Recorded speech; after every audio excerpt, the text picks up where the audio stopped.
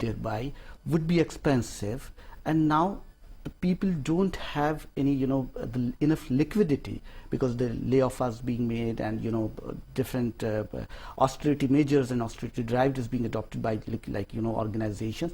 So they don't have ample liquidity to buy those stuff. And what is happening thereby, that coupled with the power failure, power shortage, right, gas shortage, and the increased cost of doing business, factory is closing down. Factories are closing down. The business is going, on a downside. So that would affect, and that is the social cost of, these type of borrowing. That is the greatest social cost which we have to bear, because if the people, they don't get employment, they don't get, any source of earning their livelihood, where would they go? They would come on the street, the delinquency and everything would, the crime rate would be on rise. So right, that is the one thing which is very important if you consider. The second thing we talked about, there was an interesting thing, because the real rate of inflation in our country is hovering around somewhere 19 to 20%. Different numbers are there, and the interest rate which a deposit holder gets is somewhere maximum 16%. 16% if you keep your money in a bank, right, you will get 16%. yes, While if you don't keep your money in the bank, it would have an erosion effect of 20%. So basically, even by keeping your money in the bank, you are earning a negative return. that right? You're saying that's due to connected inflation, due to inflation, okay, right? Because the inflation is on the higher side, the return on your money is on the lower side. right. So that is very interesting to watch, and that's basically why our currency, our Pak rupee, gets under pressure, and there is a very imminent threat of dollarization of the economy. If these conditions would persist any longer, that affects the local currency, and the dollarization of economy starts. So are you saying that we could see the dollar going even higher than if what it is if right the inflation now? is not contained? Exactly, because what public usually do then, that inflation and the forex rates are interlinked, and what they do, they just take out money from the bank deposit and they invest in a foreign currency accounts or foreign currency, just to hold that, because they don't earn much to match with the rising inflation. So they don't just buy, they just hoard the dollars, and that is one of the, again, very important thing to look at.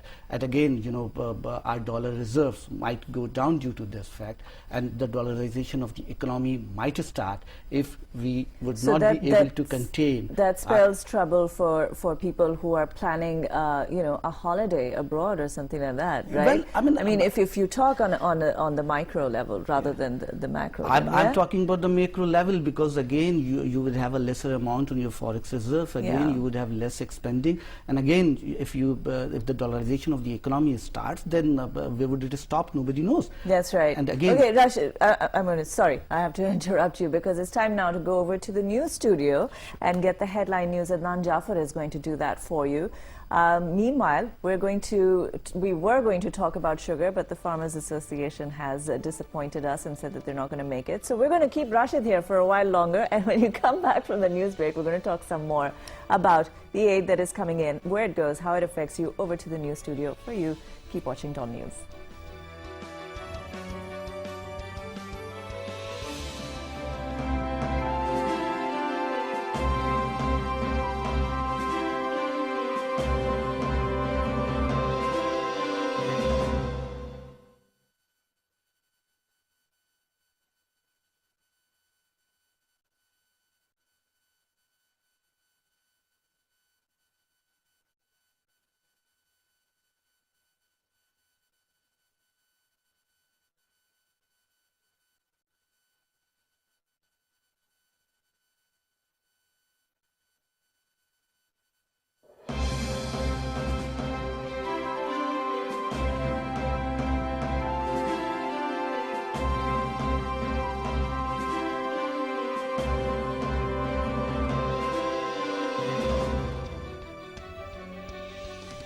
Welcome back. You're watching Breakfast at Dawn. That was Adnan Jaffer there giving you your headline news. Now, just to tell you once again that we did want to bring to you the sugar shortfall story. We wanted to tell you why sugar prices are going up at the Farmers Association. That is down at the last minute. And we had no choice but to keep Rashid Alam here captive. We're holding him hostage until he, gives us more information on aid. So, Rashid, you told us a little bit, in fact, quite well about where aid goes and how it gets spent. But also tell us, how does it affect, for instance, the Karachi Stock Exchange? Does it?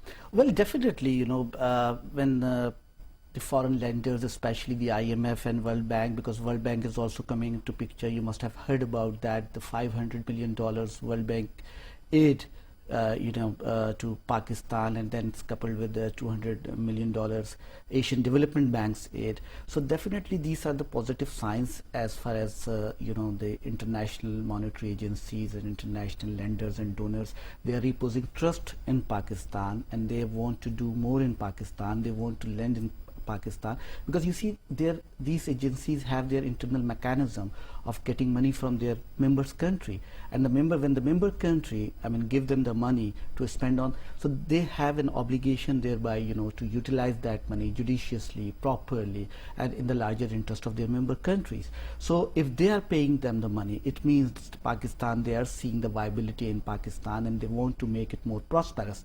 Similarly, the stock exchange is one of the component of the economy, though our exchange can never be called, it can never be termed as a barometer, real barometer of the economy, because sometimes the economy goes somewhere else. It surges to so many 100 points. It's also not even really a barometer of the Pakistani political scene. It seems to be it has a mind of its own. Exactly, it goes hayway. You can't predict about the index and the what KC 100 index says. But as a matter of fact, yes, that would have a positive impact on the stock exchange as well, because that would provide a relief, that would provide an added confidence to the foreign investors, which are decreasing day by day in Karachi Stock Exchange. That would provide a cushion to the foreign investor that look, the international monitoring agencies and other lenders, they are also reposing trust, they are trusting the Pakistani policies, and what Pakistan is doing is better for the macroeconomic stability of Pakistan. The only factor which remains there is the political uncertainty and the law and order situation. The political uncertainty, that is not directly related to the law order situation, but the deteriorating law and order situation, that is the condition, is one thing which might hurt Pakistan economy in medium term and in longer term, because now we have a projected rate of growth, like last year we have, last fiscal 7-8 we have a growth rate of 5.6%. Now every country is taking a brunt of that financial and economic meltdown.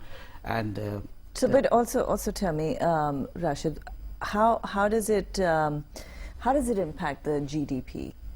Well, definitely this aid factor does not directly help in elevating or something like in GDP, but indirectly yes, it does, because the money, again, as I said, the confidence of the investor restored, they come invest over here, the production, when things produced, when the service sector grows, service sector exports things, when the manufacturing sector exports things, then it definitely affects your gross domestic product, and it shows a positive sign. But unfortunately, the whole world, we always have an isolated crisis. In the whole world, there's a crisis of the banking bankruptcies, the banking dilemma, the toxic assets, the mortgage crisis and things like that.